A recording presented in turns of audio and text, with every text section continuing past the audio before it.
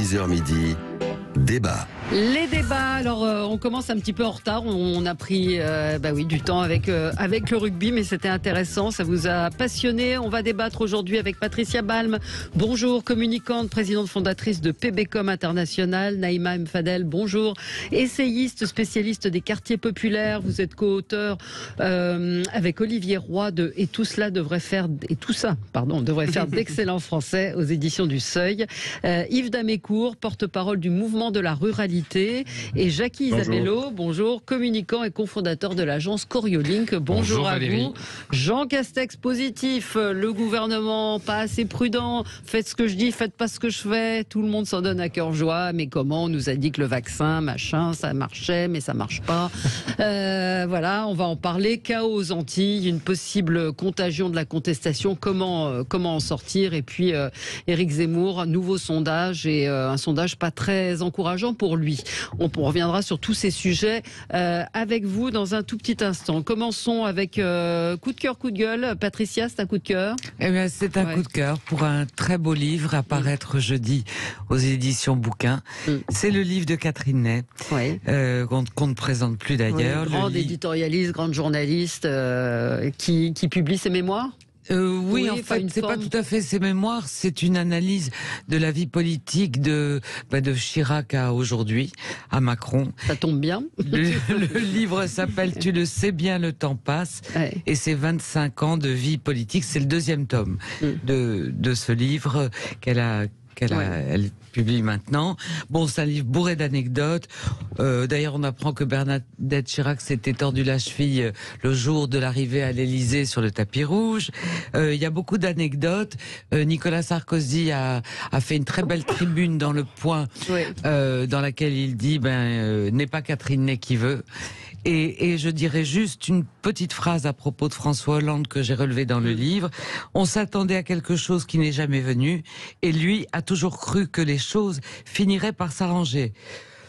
Ou bien un pessimisme trompeur, ou une insondable naïveté. Sa bonne étoile n'était qu'une étoile filante. Voilà le style de Catherine Ney. Elle écrit très bien en plus. Oui, c'est à dévorer, c'est un bijou ce livre. Donc, et puis qui renseigne sur la vie politique, parce qu'elle a évidemment été au cœur de cette vie politique pendant de nombreuses années. Oui, puis une analyse très juste des personnalités politiques. Absolument. Voilà, c'est une grande dame du journalisme. C'est dans le bouquin de Catherine Ney qu'elle donne des éléments sur les 35 heures, non? C'est dans absolument, disant que l'idée ne venait pas de la gauche. Heures est exceptionnel. Magnifique. Absolument. Yves Damécourt, c'est un coup de gueule? Oui, un coup de gueule. Parce que hier, RTE, donc qui s'occupe de l'approvisionnement en électricité de la France, a annoncé que la France allait être placée en vigilance renforcée cet hiver, avec un risque de manque d'électricité.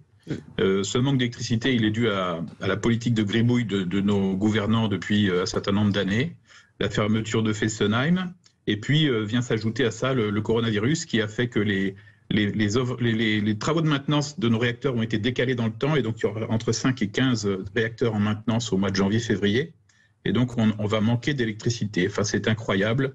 Décidément, nos gouvernants n'ont pas compris grand-chose. Il y a une vingtaine d'années, je ne sais plus quel ministre de l'Industrie disait il faut continuer à entretenir nos centrales nucléaires, à prolonger leur durée de vie, parce que sinon, un jour, on sera obligé de choisir entre la maintenance et la production. Absolument. Eh bien, nous y sommes. Voilà, c'est mon coup de gueule. Vous avez tout à fait raison. Je ne sais pas, vous êtes d'accord, Jackie? Moi, je suis complètement d'accord. Je vous avouerai quand même que je suis rassuré par les annonces de Macron, même si ça ne l'a pas empêché de poursuivre ce qu'avait engagé François Hollande en faveur de Fessenheim. Mais M. Damécourt connaît bien, pour les relations qu'il peut avoir avec le think tank Sinopia, les affaires militaires, on ne fait pas avancer nos sous-marins nucléaires qui nous permettent quand même, quoi qu'il se passe avec les Australiens, d'être une grande nation avec des éoliennes qui sont perchées sur le cul du sous-marin. Voilà pour cette petite anecdote un peu bête, mais évidemment que la maîtrise de ces énergies et l'abandon de certaines technologies qui ont été confirmées sont une catastrophe. J'espère qu'on les relancera, parce que ça peut déstabiliser considérablement l'espace public que d'abandonner cette énergie que nous maîtrisons parfaitement. Absolument. On se retrouve dans un petit instant pour commencer les débats avec vous. À tout de suite sur Sud Radio. Sud Radio 10h midi, débat. Les débats dans le 10h midi avec aujourd'hui Yves Damécourt, porte-parole du mouvement de la ruralité, Naïma M. Fadel, essayiste, spécialiste des quartiers populaires, co-auteur de « Et tout ça devrait faire » d'excellents français avec Olivier Roy aux éditions du Seuil, Patricia Balme, présidente fondatrice de PBcom International, vous êtes communicante, et Jackie Isabello, communicant également et cofondateur de l'agence Coriolink. Jean Castex positif, le gouvernement, les membres du gouvernement en général sont-ils assez prudents? Évidemment, on s'interroge. Il avait été vacciné, il avait reçu les 2 doses, il est positif. Chaos aux Antilles, une possible contagion, comment en sortir? Et puis Éric Zemmour, est-il dans un trou d'air? Arrivera-t-il à relancer sa campagne en annonçant sa candidature dans les jours qui viennent? On parle du 29 novembre en ce moment. Bref, tous ces sujets avec vous. Naïma M. Fadel, votre coup de gueule.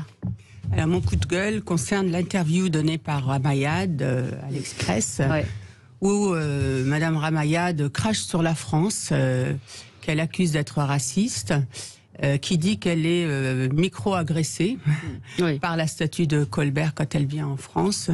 Et je trouve insupportable cette cancel culture, ce wokisme qu'elle promeut d'ailleurs dans cette interview.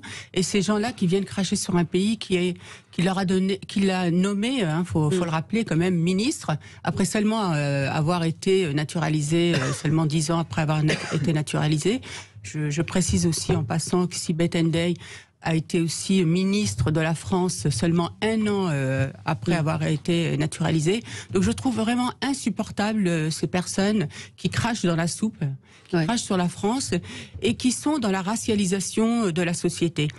On a combattu justement les races et on a promu l'universalisme, mais aujourd'hui on assiste à des personnes qui viennent en fait vouloir tout déboulonner.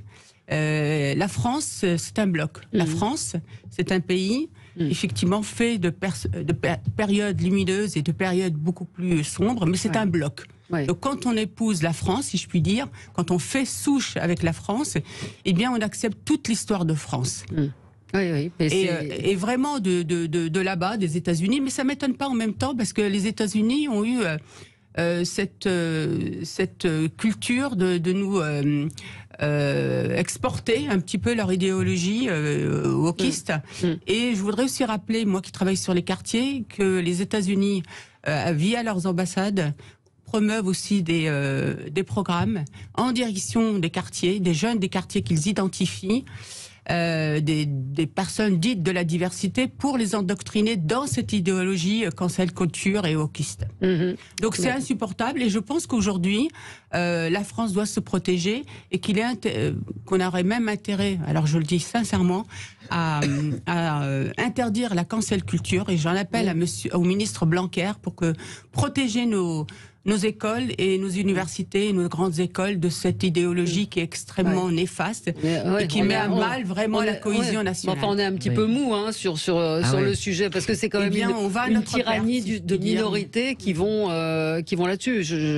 C'est vrai que c'est absolument sidérant. Enfin, aussi, je partage votre avis de vouloir revisiter la culture, de vouloir revisiter l'histoire à l'aune de notre regard, de nos émotions, puisqu'aujourd'hui tout est émotion.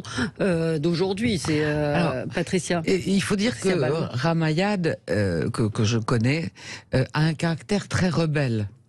C'est sa nature. Je ne la défends pas, mais j'explique le caractère de cette femme qui a été ministre, et on se souvient quand Kadhafi est venu en France et qu'elle a fait un scandale.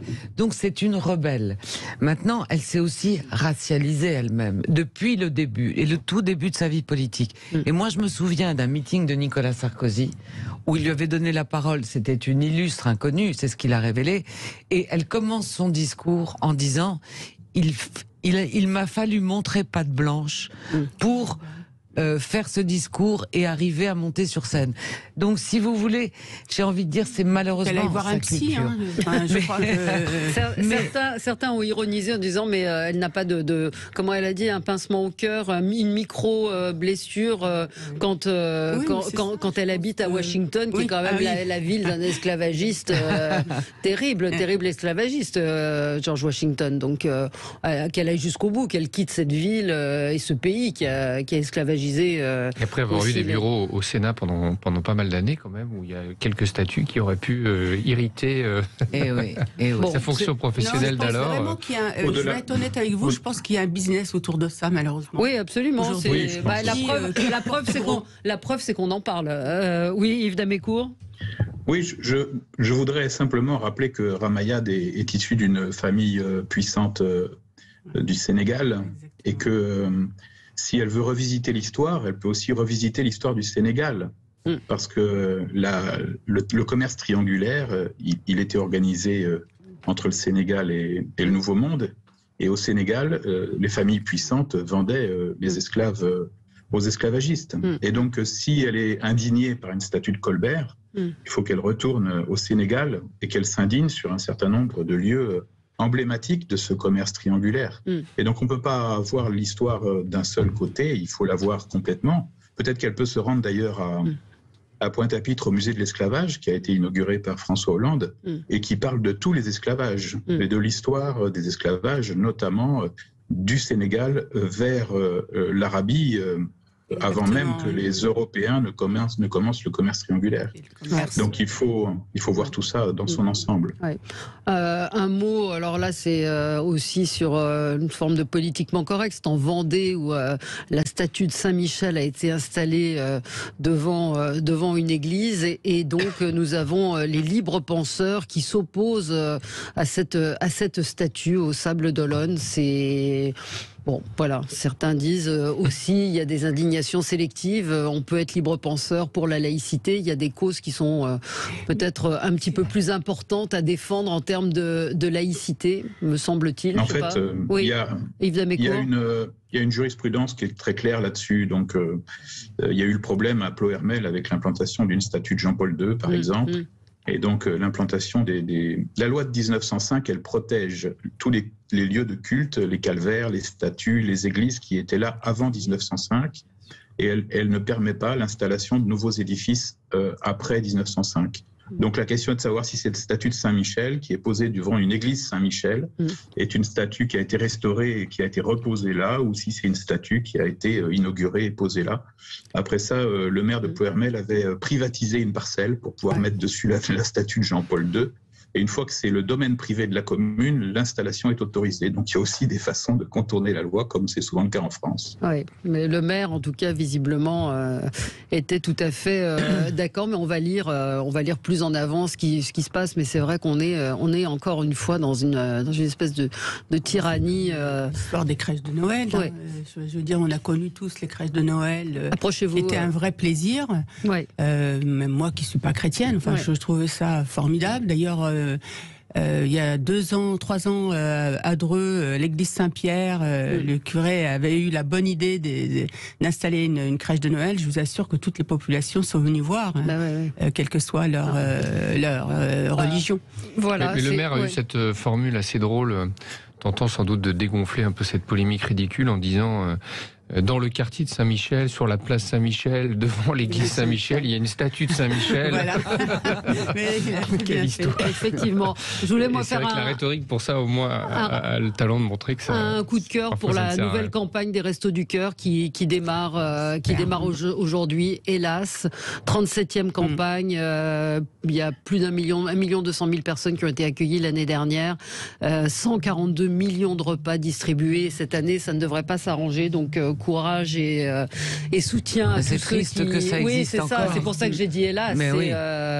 C'est que 37 ans et que ça continue et que ça ne s'arrête pas. Et puis Christine Bouillot, qui n'est pas avec nous, mais qui m'a envoyé un coup de gueule où elle a totalement raison. C'est un adolescent à Montpellier qui a été poignardé de plusieurs coups de couteau, qui est mort juste pour un regard échangé, un mauvais regard. Et je trouve qu'il faut raconter, je mets des guillemets à faits divers parce que c'est un drame absolu. Aujourd'hui, on en est là, quoi. Un différend entre jeunes qui se termine à coups de couteau, cette violence qui est là, depuis West Side Story. En tout cas, la culture, le cinéma met en scène des choses qui arrivent depuis très longtemps. Mais je rebondis sur ce que vous avez dit, Valérie. Moi, je milite depuis très longtemps pour qu'on accorde une reconnaissance plus importante, et notamment à l'occasion de la date de son décès à Coluche, qui est décédé le 19 juin. On cherche à panthéoniser des gens qui ont fait des choses exceptionnelles. On aurait intérêt à se dire, peut-être faudrait-il un peu plus aller vers des personnages récents, pourquoi pas, pour saisir un public de Coluche jeunes. au Panthéon, c'est ce Alors que vous pas êtes en train de forcément dire. Coluche au Panthéon, mais disons que je me sers un peu de cette image pour dire Coluche mériterait plus que ce qu'il a aujourd'hui. Dans l'histoire de France, il a eu un parcours exceptionnel, vraiment très très atypique, avec eh bien cet acte qui n'est pas un acte organisé par l'État et autour duquel tout le monde se solidarise, tout le monde donne, que ce soit du temps ou de l'argent. Et au-delà du fait que c'est triste, c'est extrêmement utile. Et ce personnage à la fois controversé, écoutez, il y a 2 semaines, j'ai déménagé en m'apercevant que j'étais à 200 mètres de sa maison et en me disant tu n'es toujours pas allé voir ta maison, c'est assez scandaleux. Voilà, j'en profite pour dire peut-être que dans 10 ans, Coluche, on se dira qu'est-ce qu'on pourrait faire pour le mettre un peu plus en avant et dire à des jeunes, parce qu'il vient de nulle part, toi aussi tu peux peut-être à un moment trouver quelque chose qui améliore le sort des autres. Allez, on va marquer et comme il s'appelait Michel, Michel, on pourrait Saint-Michel un peu partout. Et bien voilà, ce serait très drôle que le maire des Sables d'Olonne utilise ce pied de nez et remplace par Saint-Michel Coluche. Au nom de la liberté d'expression, qui aujourd'hui, je pense que Coluche serait censuré par pas mal de gens. Absolument. On se retrouve dans un instant et votre coup de gueule dans un instant également. Jackie Isabello qui va nous emmener sur notre débat sur les Antilles. À tout de suite. Sud Radio 10h midi, débat.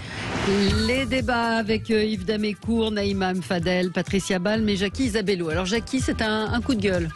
Oui, alors j'ai osé ce mauvais jeu de mots en disant pas un coup de cœur mais un coup de peur, parce que je trouve que la situation des territoires ultramarins se dégrade un petit peu partout. Et est-ce que ce ne serait pas finalement ces sujets qui pourraient déstabiliser un peu la classe politique française parce qu'il les connaît mal. En décembre, quelque chose qui est très important, c'est la situation en Nouvelle-Calédonie.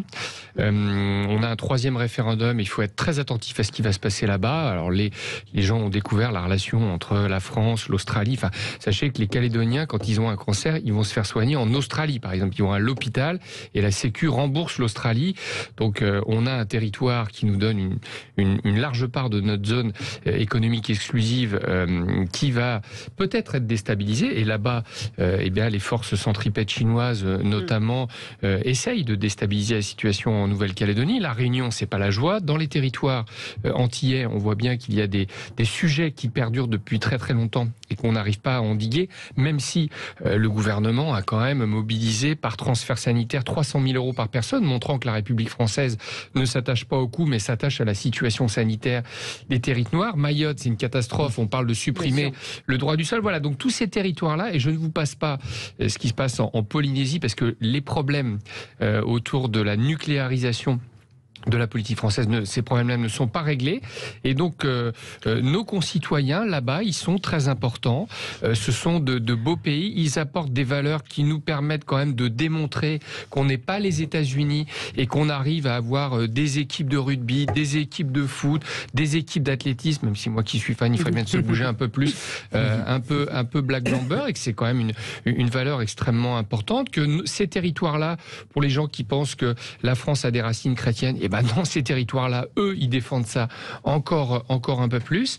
Et il y a de plus en plus de problèmes et je pense que ça pourrait être extrêmement compliqué et peut-être déstabiliser un peu la campagne présidentielle au-delà de tout un tas de sujets qui sont assez Jacques Isabello a parfaitement raison, ça pourrait même être le poison de la campagne présidentielle. Ce qui se passe aussi, c'est que ces territoires d'outre-mer, d'abord, il faut savoir que quand même 1/3 de la population vit sous le seuil de la pauvreté. Ce sont les territoires abandonnés de la République. Mais pire encore, il y a une opposition à la métropole qui est très très forte et une sorte de sentiment nationaliste de l'outre-mer.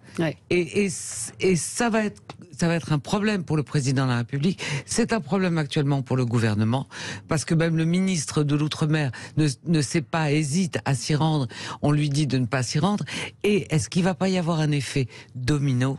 Parce que là, c'est une petite guerre civile, certes, pas encore importante, larvée dans certains territoires.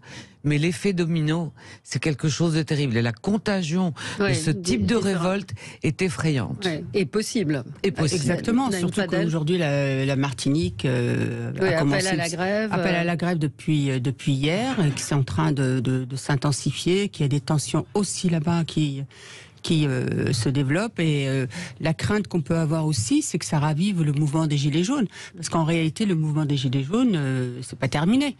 Et ils sont beaucoup moins à manifester, mais aujourd'hui, je pense que cette contagion nous guette. Et c'est vrai que, je suis d'accord avec vous, mais jusqu'à présent, le président Macron se disait, bon, c'est bon, tout va bien. Mais là, si ces tensions perdurent, ça risque de remettre en question effectivement le gouvernement et aussi la suite par rapport au présidentiel. Yves Damécourt. Oui, je connais assez bien la Guadeloupe, parce que j'ai habité en Guadeloupe pendant 5 ans, il y a quelques années. Et l'UGTG et la CGTG sont des mouvements d'extrême gauche, hein, donc il faut pas... et aujourd'hui, on montre des images, des blocages et des exactions de ces groupes. Mais en fait, de très nombreux Antillais ne sont pas solidaires de tout cela. Hein. Et donc, alors la Guadeloupe a une géographie un petit peu particulière parce qu'elle a une forme de papillon. Hein, ce sont 2 îles et toute l'économie passe sur les 2 ponts qui passent sur ce qu'on appelle la rivière Salée, qui est un bras de mer qui est entre les 2 îles. Et donc, il suffit de bloquer ces 2 ponts pour bloquer toute l'économie de la Guadeloupe. Et la Guyane, c'est un peu pareil aussi. Il y a ces mêmes caractéristiques. Mais au-delà des violences, moi, ce que je soulignais, c'était la situation générale. Oui, la situation générale. Mais la situation... Attendez, laissez terminer Yves Damécourt. Oui.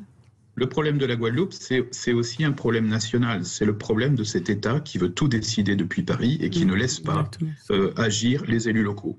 Il y a en Guadeloupe, en Martinique, en Nouvelle-Calédonie, des élus locaux qui pourraient très bien prendre des responsabilités adaptées à la situation particulière de ces îles, comme il y a dans les villes de France des maires qui peuvent prendre des décisions adaptées à leur contexte particulier. Et donc, moi, je souhaite que, je sais que, enfin, on a un nouveau président à l'Association des maires de France, qui est David Lisnard, qui souhaite qu'on puisse aller vers une nouvelle décentralisation, mais pas une décentralisation où je te donne une moitié de compétences et je continue à contrôler l'autre moitié de la compétence, je te donne la décision mais je garde le logiciel qui prend la décision. Enfin, tout ça est aberrant. Il faut une vraie décentralisation avec des pouvoirs locaux. Et donc le jour où le président de la région Guadeloupe et le président du département Guadeloupe, puisque c'est une île qui a la spécificité d'avoir 2 collectivités sur le même territoire, auront des pouvoirs décentralisés, les choses se passeront beaucoup mieux. Puisqu'en fait, le ministre ne peut pas... D'ailleurs, souvenez-vous d'Yves Gégaud, qui était allé en Guadeloupe au moment de LKP, il y a 10 ans, et qui était resté 10 jours à la préfecture, et qui finalement avait été rappelé en urgence par François Fillon, parce qu'il était en train d'accepter des trucs hallucinants. Il était en train de mettre en place un SMIC plus élevé en Guadeloupe. Enfin, c'est la folie. Je peux juste préciser à monsieur Damécourt, c'est très intéressant ce que vous dites, parce que ça existe déjà. La Nouvelle-Calédonie a un président. La Nouvelle-Calédonie a atteint un niveau d'autonomie qui est exceptionnel. La Nouvelle-Calédonie, par exemple, n'a pas, ça va vous parler, la réglementation des 35 heures. Les gens travaillent 39 heures là-bas. Là-bas, en Nouvelle-Calédonie, quand quelqu'un ne peut pas avoir d'enfants, entre tribus, ils se donnent des enfants. Et ils savent qu'ils ont des parents officiels. Donc voilà, ils ont des coutumes. Ils ont un droit coutumier. Le chef coutumier peut solder les différends entre les gens de la population. Il a un pouvoir de police. Personne ne le sait. Ces choses-là, on les a expérimentées. Ils ont été validés par les accords de Nouméa. On pourrait les mettre en place dans d'autres territoires parce que ce sont des choses qui fonctionnent bien au-delà des problèmes que peut avoir la Nouvelle-Calédonie avant. Mais on ne se nourrit pas de ces choses-là. Et je conclurai juste en disant... Moi, je vais vous dire, je suis scandalisé que le ministère de la coopération de l'Outre-mer soit encore à Paris. Ça veut dire quoi, ça? Le ministre des Outre-mer, il est placé à La Réunion, il a un bureau en Calédonie, il a un bureau en Guadeloupe aux Antilles, et il ne fout pas les pieds dans la capitale parisienne une fois de temps en temps, s'il veut fêter les fêtes de Noël, qu'on puisse accorder à ces populations-là des choses comme ça, eh bien, ce serait la moindre des choses. Aujourd'hui, on peut s'envoyer un mail, paraît-il, on peut se passer un coup de fil par les téléphones portables, on peut même faire du TikTok si on est ministre des Transports, ce serait quand même quelque chose d'assez intéressant pour être plus proche des populations. comme excuse le fait que les forces policières et donc le préfet l'auraient dissuadé de venir tout de suite. Oui, mais il a dit qu'il irait. Il a dit qu'il irait. Il faut aller à Sainte-Lucie. Il faut juste rappeler que cette situation de tension et d'aggravation de cette tension, elle est la résultante aussi du pourrissement de la situation. Ah oui. Parce que ça a commencé quand même en septembre. Oui. Et en septembre, c'est maintenant que le Premier ministre parle d'une instance de dialogue, alors que voilà, il a laissé pourrir la situation. Mais vous savez, ça me fait rappeler aussi le mouvement des Gilets jaunes. Rappelez-vous, le mouvement des Gilets jaunes, vous aviez la phase 1 et la phase 2. La phase 1, effectivement, c'était bon enfant, c'était autour des ronds-points, etc. Et le gouvernement les a, rappelez-vous, méprisés. C'est-à-dire qu'il n'a pas voulu dialoguer avec eux. Il s'est dit, ça va se terminer en peu de temps. Et finalement, ça a donné toutes les violences qu'on a connues. Donc aujourd'hui, voilà, on est dans une situation où aujourd'hui, en Guadeloupe, ils s'attaquent aux soignants. Il les empêche d'aller à l'hôpital. Moi, je voudrais juste poser une question à Yves Damécourt, puisqu'il a vécu là-bas. Qu'est-ce qui explique ce sentiment des populations d'outre-mer envers la métropole, où vraiment on sent qu'il y a une distorsion et que pratiquement les gens de l'outre-mer qui vivent dans ces territoires en veulent et se sentent différents des Français de la métropole? Comment en est-on arrivé là? D'abord, les gens d'outre-mer sont différents des Français de la métropole, parce qu'ils ont une vie qui est différente. Parce ils sont français. Oui, ils sont français. Il y a autant d'Antillais en France métropolitaine d'ailleurs qu'aux Antilles. La différence qu'il y a entre la Nouvelle-Calédonie et puis les Antilles françaises, c'est qu'aux Antilles françaises, il n'y a pas de peuple autochtone, puisqu'en fait les Indiens Arawaks ont été chassés par les Indiens Caraïbes, et les Indiens Caraïbes ensuite ont été regroupés et positionnés sur l'île de la Dominique. Et donc tous les Antillais de Guadeloupe et de Martinique sont des gens importés. Voilà. Donc pourquoi est-ce qu'il y a cette défiance? Parce que la capitale reste Paris. Et quand vous demandez à un petit Antillais où est Roseau, il vous dit je ne sais pas. Et vous lui demandez où est Paris, il vous dit c'est en métropole. Alors que Roseau est à 60 km de Pointe-à-Pitre. Et donc il y a un manque d'éducation à la géographie locale et à ses racines locales. Pendant très longtemps, on a fait chanter aux petits Guadeloupéens nos ancêtres les Gaulois. Donc, si vous voulez, voilà, ils ne sont pas forcément Gaulois. Ouais, je vous ferai écouter ce que disait Jean-Luc Mélenchon, qui n'a pas tout à fait tort. Ce sera au retour de la pub. À tout de suite sur Sud Radio. Sud Radio, 10h midi, Valérie Expert. Sud Radio, 10h midi, débat. Avec vous sur Sud Radio jusqu'à midi, on va parler évidemment du Covid de Jean Castex. Jean Castex testé positif. On va en reparler dans un instant. Je voulais vous faire écouter, puisqu'on parlait des Antilles, ce que disait Jean-Luc Mélenchon. Écoutez, c'était ce matin dans le zapping. Gilles Gansman avait sélectionné ce son. Ce qu'on est en train de faire en Guadeloupe ne me convient pas du tout. Parce qu'on est en train de pousser à feu et à sang les Guadeloupéens, qui sont des gens d'une patience qu'aucun d'entre vous ne peut imaginer. Imaginez-vous ce que ça vous ferait d'avoir pendant 3 ou 4 ans pas d'eau courante garantie quand vous ouvrez le robinet. Sur toute l'île, c'est ce qui se passe. Ça fait des années que ça dure et on n'y change rien. Qu'il y a un sous-encadrement médical, qu'il y a un sous-encadrement dans l'éducation nationale. Pourquoi? C'est pas des compatriotes? Ouais. Ça va être un vrai problème pour l'élection présidentielle. L'inégalité de traitement des citoyens. C'est ce que disait, ça risque d'être au cœur effectivement de la campagne. De la campagne, surtout s'il y a une contagion. Et si on laisse Élie Domota, comme l'a sous-entendu Monsieur Damécourt, prendre les choses en main, tous les gens qui ont travaillé avec des excroissances françaises d'organismes publics là-bas vous disent dès que l'UTG met le pied quelque part et se saisit du dossier, c'est la catastrophe. Tout le monde commence à avoir peur parce qu'ils sont extrêmement violents. Ils sont extrêmement violents. Xavier, donc un auditeur qui nous a appelé hier et qui a vécu aux Antilles, il dit il y a très peu de connexions entre les Antilles françaises et les autres îles et les rares existantes sont très, très chères, raison pour lesquelles les petits Guadeloupéens ne connaissent pas Roseau ou Sainte-Lucie. C'est vrai qu'il y a très peu de connexions entre les îles. Oui, Yves Damécourt? Il y a peu de connexions et les connexions, quand elles existent, sont tuées dans l'œuf par la CGTG et l'UGTG, qui en fait ne veulent pas qu'il y ait il y a plein d'exemples gens, d'entrepreneurs antillais qui ont mis en place des liaisons et qui ont finalement été obligés de les fermer parce qu'elles ont été prises en otage, parce que voilà, c'est très compliqué. Alors les pannes d'eau, elles existent en Guadeloupe, c'est vraiment emblématique de la Guadeloupe. Les pannes d'électricité aussi, on se retrouve avec des jours sans eau, des jours sans électricité.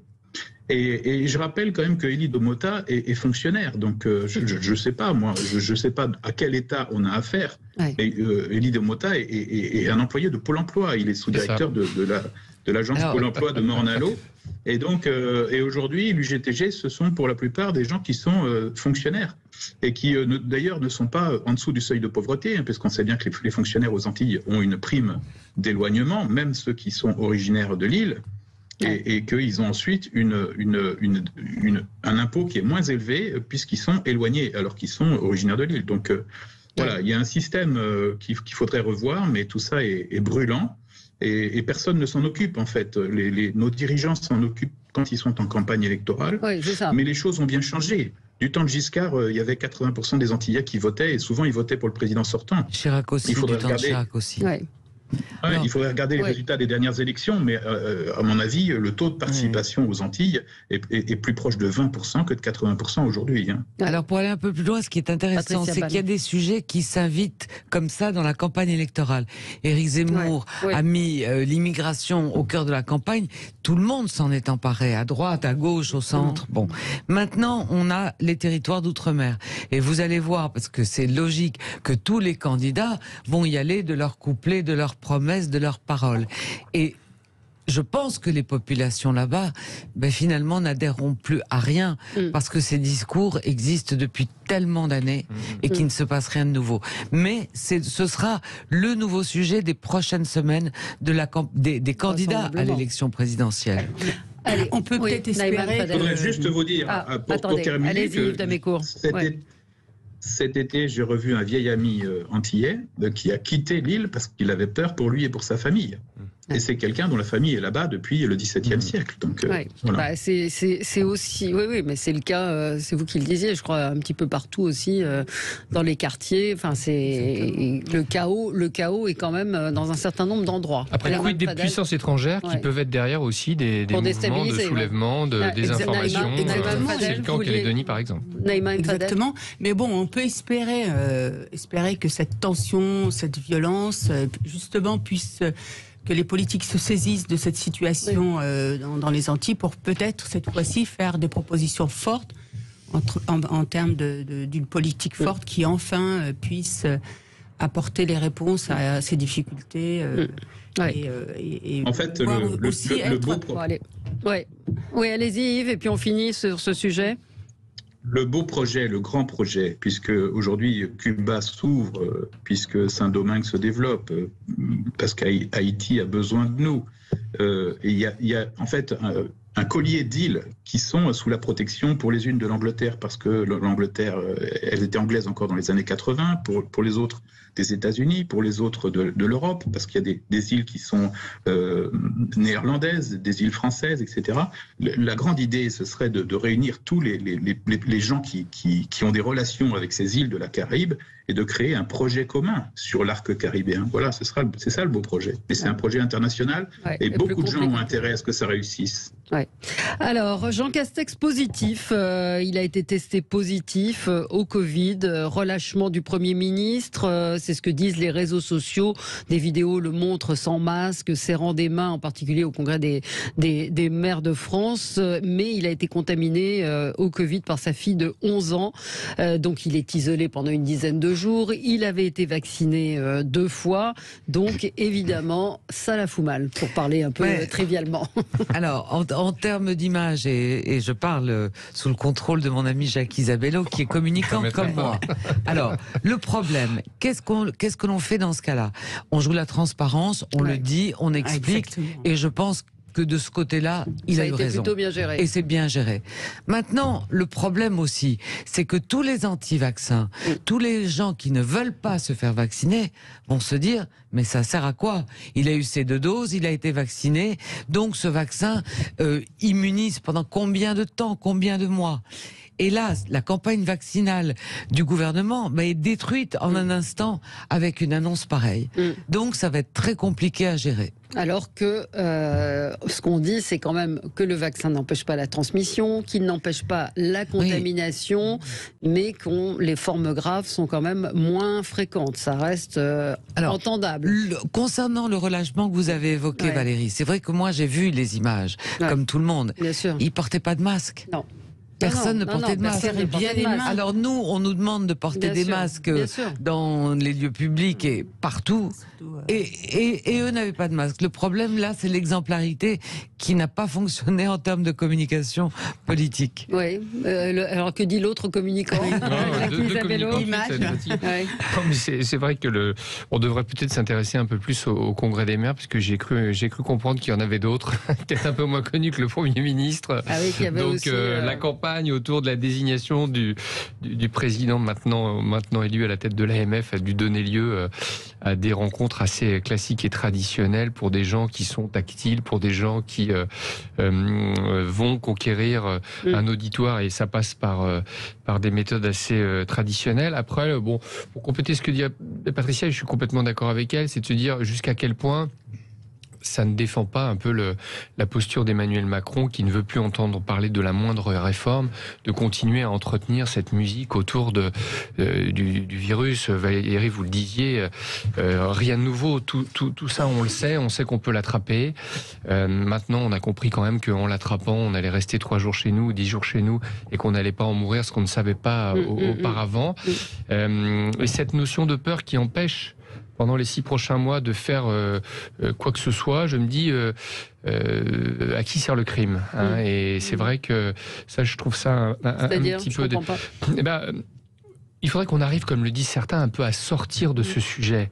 Maintenant, on a des vaccins, on a des antiviraux qui commencent à s'installer, on a plusieurs milliards de personnes qui ont été vaccinées, et parmi ces gens-là, toujours pas de morts ou de maladies, de nouvelles maladies qu'on aurait divulguées.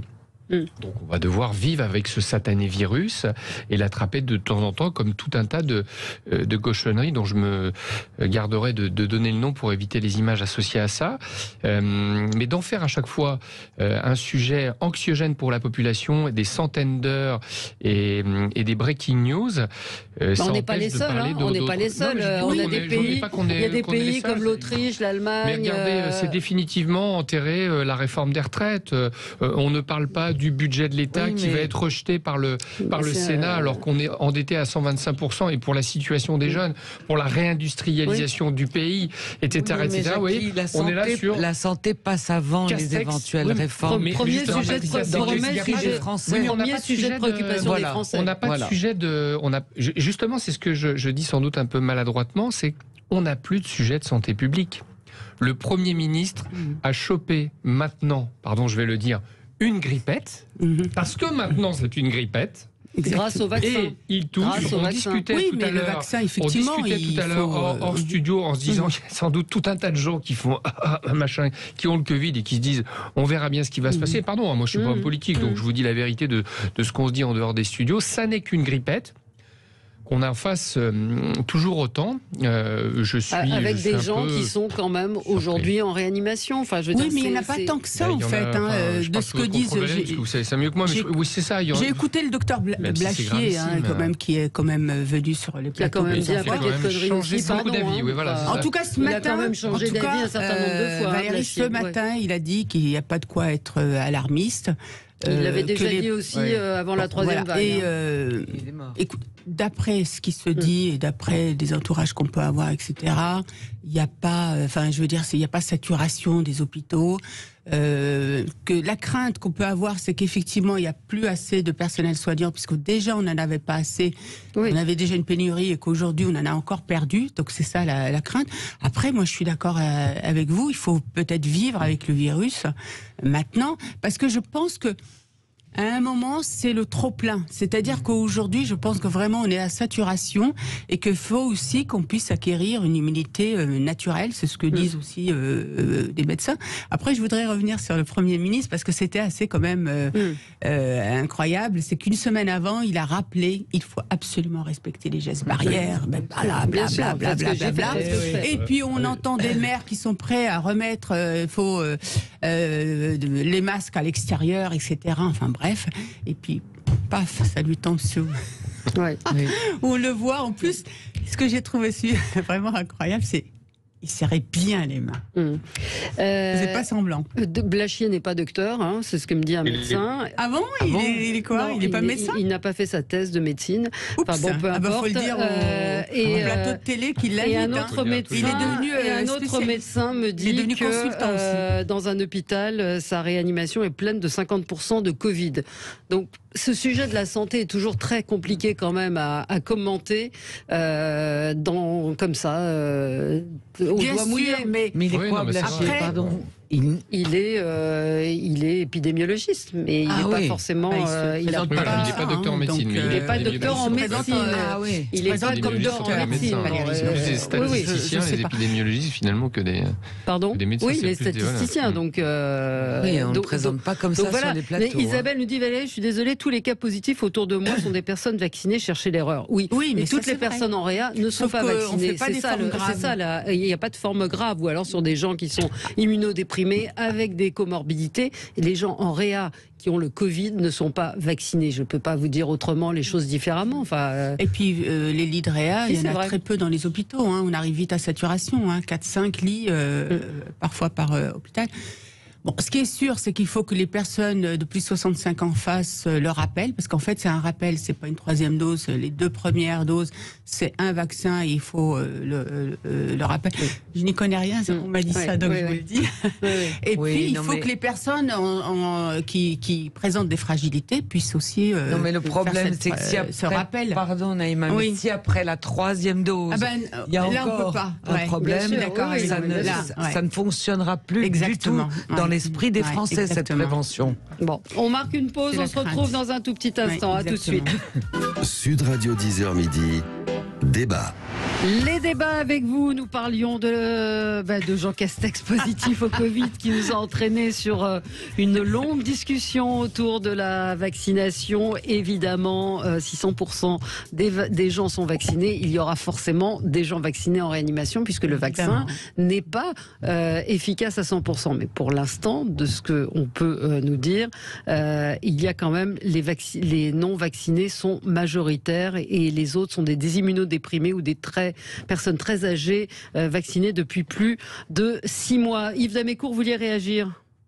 Oui, moi je suis inquiet pour la campagne de l'élection présidentielle parce que on sent bien que cette 5e vague arrive. Le gouvernement a prolongé le pass sanitaire jusqu'au mois de juillet. Il a promis qu'il n'y aurait pas besoin de pass sanitaire pour se rendre dans les meetings de l'élection présidentielle, ce qui n'a pas tellement de sens. Bien sûr. Si on impose le pass sanitaire pour aller au restaurant, on ne comprend pas pourquoi on n'aurait pas besoin de pass sanitaire pour aller écouter un candidat. Donc moi je suis très inquiet.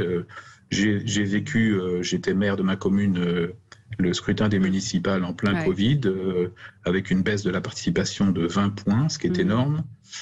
Si on fait rebelote avec l'élection présidentielle et que le nouveau président ou de la présidente est élu avec une baisse de la participation, tout ça c'est un coup de canif dans la légitimité de nos élus et donc dans la démocratie et dans l'organisation du pays, quoi. Ouais. Oui, non, mais c'est tout à fait juste. Hein. On parle d'Éric Zemmour, un peu comme tous les jours, mais en même temps, c'est un véritable aujourd'hui, feuilleton. Il y a un vrai sujet. Aujourd'hui, c'est un sondage Odoxa Mascaret pour la presse régionale LCP et Public Sénat.